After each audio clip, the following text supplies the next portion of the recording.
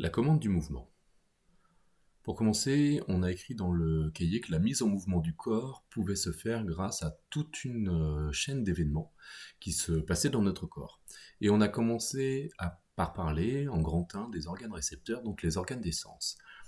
Donc les organes des sens, grâce aux images et à vos connaissances, vous aviez pu trouver qu'il existe 5 sens: l'odorat, l'ouïe, la vue, le goût et le toucher. Et à chaque fois, on a associé à chaque organe, on a associé à chaque sens, pardon, on a associé son organe et on a associé son stimulus.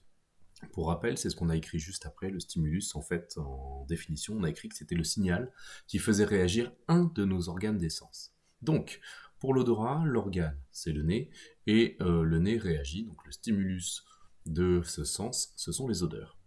Pour l'ouïe, l'organe, c'est l'oreille, et le stimulus, ce sont les bruits ou les sons. Pour la vue, ce sont les yeux qui sont les organes, et la lumière qui stimule donc les yeux. Pour le goût, c'est la langue qui est l'organe des sens, et ce sont les saveurs qui permettent à la langue de réagir.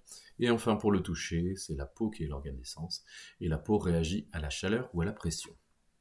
Ensuite, on avait fait une expérience, si vous vous souvenez, avec les ciseaux. Ça permettait de voir si on sentait 2 ou une lame de ciseaux au niveau soit du bout des doigts, de la paume de la main, ou au niveau du dos de la main. Et on avait vu que suivant les personnes, on ressent une ou 2 pointes aux mêmes endroits, et ce qui permettait de montrer qu'il y avait une sensibilité qui était différente par rapport à l'endroit au niveau de la peau, et même entre les personnes. C'est ce qu'on a vu au niveau du schéma de la main, où on voit qu'il y a des zones qui sont plus sensibles, notamment au bout des doigts. Donc on a écrit que selon les personnes, les organes récepteurs sont plus ou moins sensibles. On avait évoqué le fait qu'on ne réagit pas tous de la même manière aux odeurs. Il y en a qui sont beaucoup plus sensibles que d'autres.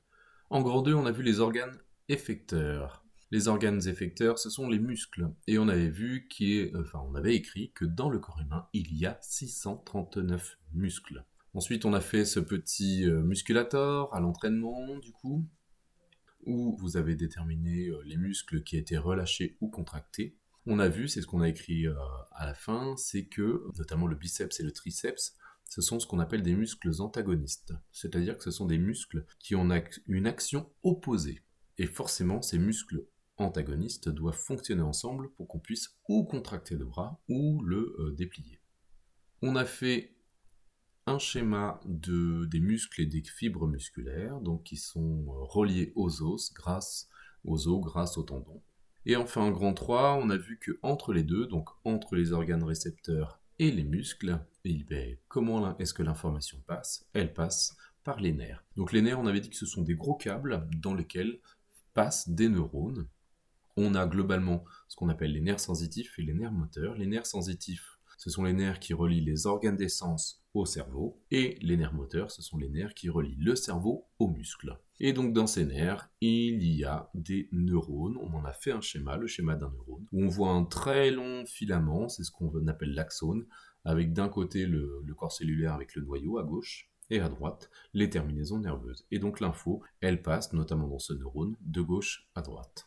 Et on a évoqué pour terminer ce qu'était le réflexe. Alors le réflexe, si vous vous souvenez, j'avais pris l'exemple de la plaque chaude, mais il y a aussi l'exemple, le réflexe de Babinski, si vous vous souvenez, c'est au niveau du pied. En fait, si on passe par exemple un stylo au niveau de la plante du pied, ça va faire réagir le pied sans que ce soit commandé par le cerveau. Donc c'est ça un réflexe, c'est que l'information en fait remonte par les nerfs sensitifs, en fait, donc le chemin veut pour remonter vers le cerveau, et au lieu d'aller jusqu'au cerveau, en fait, ça va jusqu'à la moelle épinière, et une information, une commande redescend directement vers le muscle pour qu'il se contracte. En fait, ça ne passe pas par le cerveau. C'est une information qui ne passe pas par le cerveau. Donc, nous avons terminé par un schéma où on voit, donc on a fait 3 lignes, 3 chaînes de commandes. On voit que c'est le stimulus qui fait réagir l'organe récepteur. L'organe récepteur envoie ces informations via les nerfs sensitifs, au centre nerveux. Le centre nerveux, via les nerfs moteurs, envoie une information aux organes effecteurs qui effectuent une réponse. Et on avait revu les 2 exemples de tout début de cours. Pour Kenzo, quelle chaîne de commande est-ce qu'il y a eu dans son corps? Qu'est-ce qu'il s'est passé dans son corps? Pour Kenzo, c'est mon clap de main qui a fait réagir son oreille, Son oreille a envoyé les informations au cerveau grâce au nerf auditif. Le cerveau a fait réagir les muscles grâce à une information qui a été relayée via le nerf moteur. Et donc les muscles se sont contractés. Kenzo s'est mis à courir.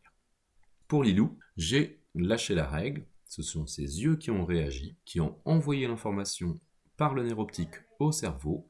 Le cerveau a pris une décision, a analysé la situation, a pris une décision, a envoyé cette décision par les nerfs moteurs aux muscles. Et du coup, Lilou a fermé la main et a pu rattraper la règle.